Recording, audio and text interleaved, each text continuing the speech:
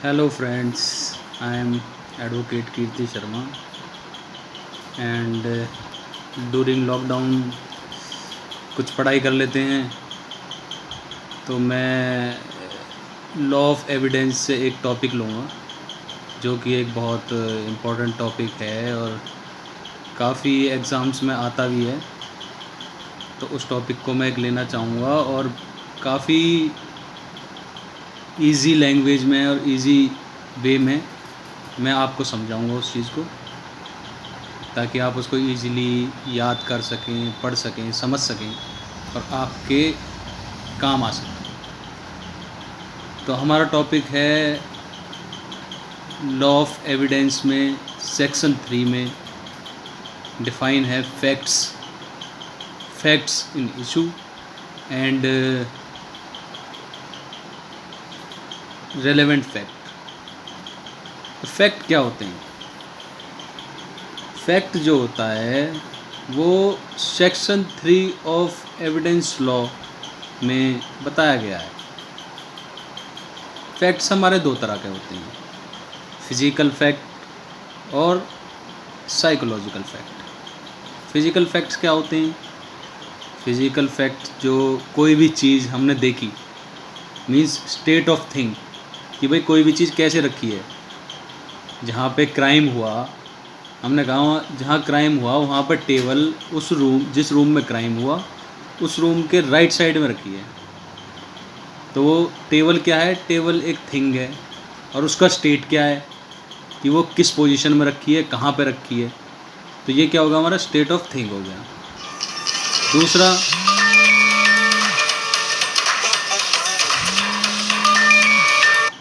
दूसरा हम लेंगे कि रिलेशन ऑफ थिंग। उस थिंग से रिलेशन क्या है फैक्ट का? मतलब जैसे कि किसी ने कह दिया कि जिसने क्राइम किया है उसके हाथ में पिस्टल थी जो मैंने देखी,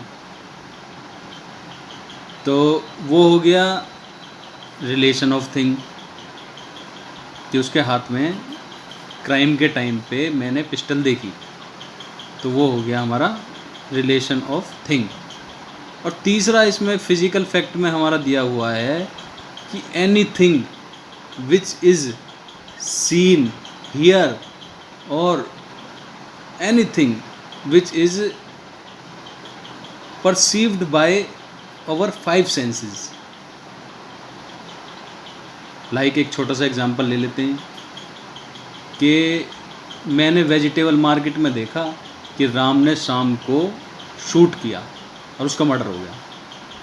तो ये मेरी आँखों ने देखा, तो this is seen by, means my eyes is in my 5 senses and my 5 senses see this कि राम शूट्स शाम इन वेजिटेबल मार्केट। तो ये थिंग्स तो हो गई हमारी फिज़िकल फैक्ट में कि भाई हमने कुछ देखा, कुछ सुना, उस टाइम पे थिंग की पोजीशन क्या थी, क्या स्टेट था, क्या पोजीशन थी, सारी चीज़ें, ये सब चीज़ें हमारी आ गई फिज़िकल फैक्ट्स में। अब हम ले सकते एक फैक्ट्स में हमारा हो रहा था साइकोलॉजिकल फैक्ट्स। साइकोलॉजिकल मीन्स आपने मेंस रिया पढ़ा है, इंटेंशन। भाई एक क्राइम करने के लिए उसकी इंटेंशन तो होना ज़रूरी है ना, जब भी तो क्राइम बनेगा कि इंटेंशन होगा। तो मेंस रिया में आपने पढ़ा होगा इंटेंशन कि एक्यूज्ड की, क्रिमिनल की इंटेंशन क्या है। तो ये हमारा आ जाता है साइकोलॉजिकल फैक्ट में, means intention. Like Ram shoot some in his self defence. तो इसमें इंटेंशन क्या हुई कि उसने अपने सेल्फ डिफेंस में उसको शूट कर दिया, राम ने शाम को शूट कर दिया सेल्फ डिफेंस। और एक ये होता है कि राम शूट्स शाम with intention, with criminal intention. Like Ram ने शाम को मारा क्योंकि उसकी इंटेंशन थी उसे मारने की पहले से ही। तो ये हमारे आगे साइकोलॉजिकल फैक्ट्स। बट अब अगर सारे फैक्ट्स हम कोर्ट में लेने लगे, कोर्ट फाइल में लेने लगे, तो फाइल का बर्डन बढ़ जाएगा, बंडल ऑफ फाइल्स बन जाएंगी। तो हम सारे फैक्ट्स को बियॉन्ड द ऑनरेबल कोर्ट नहीं रखते, हम उसमें लेते हैं fact in issue and relevant facts, हमारी दो चीज़ें होती हैं, fact in issue and relevant facts, ये होते हैं। अच्छा, इसमें दो चीज़ें और हैं फैक्ट में, एक पॉजिटिव फैक्ट होता है हमारा, एक नेगेटिव फैक्ट होता है।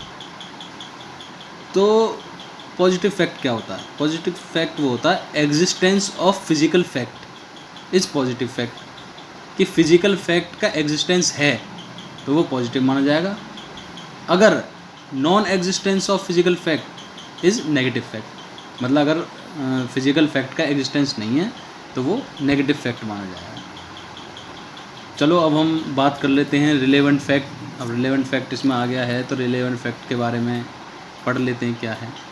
तो जो हमारा रिलेवेंट फैक्ट है वो भी ऑलरेडी डिफाइंस है in section 3 of evidence act, वो भी सेक्शन 3 में डिफाइंड है। तो relevant facts are those facts which are related और connected with fact in issue. समझ गए ना? जो फैक्ट ऑन इशू से कनेक्टेड हैं या रिलेटेड हैं, उन फैक्ट्स को हम रिलेवेंट फैक्ट कहते हैं। अब फैक्ट इन इशू क्या होता है उसके बारे में पढ़ें कि भाई फैक्ट इन इशू क्या हुआ। अब फैक्ट इन इशू क्या होता है हमारा? अब कोई भी केस है हमारा, जो ऑनरेबल कोर्ट के सामने कोई भी केस चल रहा है, वो किसी एक इशू के ऊपर चल रहा है। कोई भी इशू, भाई जैसे कि राम शूट शाम या राम मर्डर्ड शाम, राम ने शाम का मर्डर कर दिया, ये एक इशू है, इसके ऊपर चल रहा है केस। तो वो जो इशू होगा उसमें जो फैक्ट्स होंगे उनको फैक्ट इन इशू कहेंगे। समझ गए? जैसे कि fact in issue are those fact, मैं आपको डेफिनेशन बता रहा हूँ, आप नोट भी कर सकते हो, very in simple language. Fact in issue are those facts which are alleged by prosecution and defend by accused are fact in issue. मतलब जिस इशू के ऊपर केस चल रहा है बिफोर द ऑनरेबल कोर्ट, उसमें जो फैक्ट्स हैं उनको हम फैक्ट इन इशू कहेंगे। और रिलेवेंट फैक्ट वो होंगे जो उनसे कनेक्टेड और रिलेटेड होंगे फैक्ट इन इशू से, वो हमारे रिलेवेंट फैक्ट्स होंगे। तो यही कोर्ट में लिए जाते हैं, सारे फैक्ट्स ना लेके रिलेवेंट फैक्ट और फैक्ट इन इशू हम उनको लेते हैं।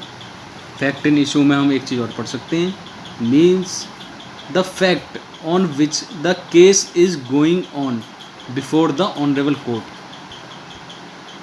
और ये भी कह सकते हैं हम, fact in issue means the issue on which case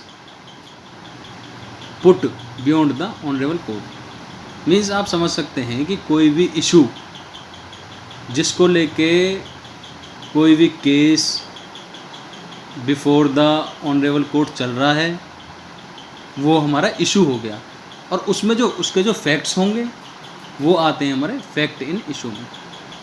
तो आई होप फ्रेंड्स आपको मेरी वीडियो पसंद आए, आपको समझ आए, काफ़ी सिंपल लैंग्वेज में मैंने समझाया है। और ये मेरी फर्स्ट वीडियो है, और बाकी मैं ऐसी वीडियो आपके लिए और लाता रहूँगा। अगर आपको ये वीडियो अच्छी लगे इसको लाइक करें, शेयर करें और मेरे चैनल को सब्सक्राइब करें। Thank you friends.